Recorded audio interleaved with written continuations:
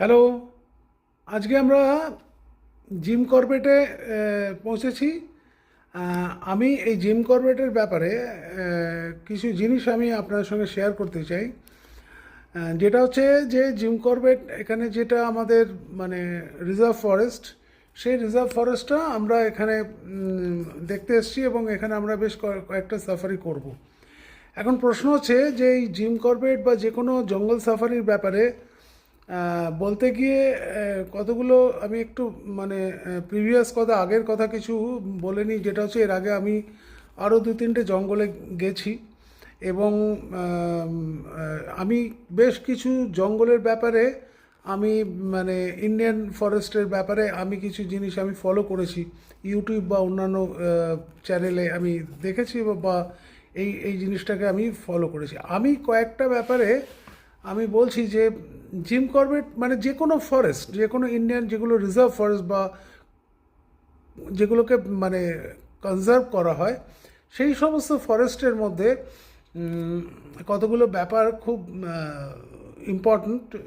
যেটা হচ্ছে যে যে কোনো মানুষ যদি কোনো জঙ্গল সাফারিতে আসে বা জঙ্গল দেখতে আসে, তাদের মেন অবজেক্টিভ এবং টার্গেট থাকে, যদি সেটা টাইগার রিজার্ভ ফরেস্ট হয়, তাহলে মেন অ্যাট্রাকশনটা হচ্ছে টাইগার। মানে টাইগার দেখাটা হচ্ছে মানে আমাদের সাধারণ লোকের মেন একটা অ্যাট্রাকশন। ওটাই ওটাই মেন। মানে জঙ্গলে যাব এবং ইচ্ছে হচ্ছে যে আমরা টাইগারটাকে দেখব, বা টাইগার মানে যেটা তার ন্যাচারাল বিউটিতে আমরা যে বাঘ যেটা আপনার ঘোরাঘুরি করে সেটা আমরা দেখব।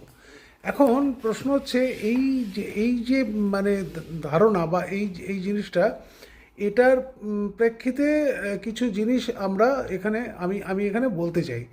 সেটা হচ্ছে আমি কয়েকটা জঙ্গল ঘুরে যেটা দেখেছি, সেটা হচ্ছে যে in each and every forest একটা জিনিস দেখা যায় যে জঙ্গলের যে মানে অ্যাম্বিয়েন্স বা জঙ্গলের যে একটা পরিধি আছে, সেখানে প্রত্যেকটা আমাদের সিজনে কিন্তু তার আলাদা আলাদা বিউটি আছে।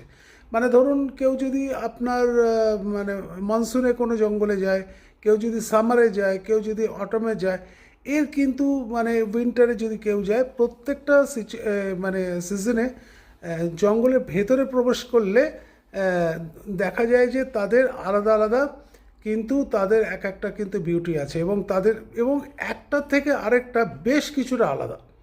আমি কেন বলছি বেশ কিছুটা আলাদা? The surrounding of the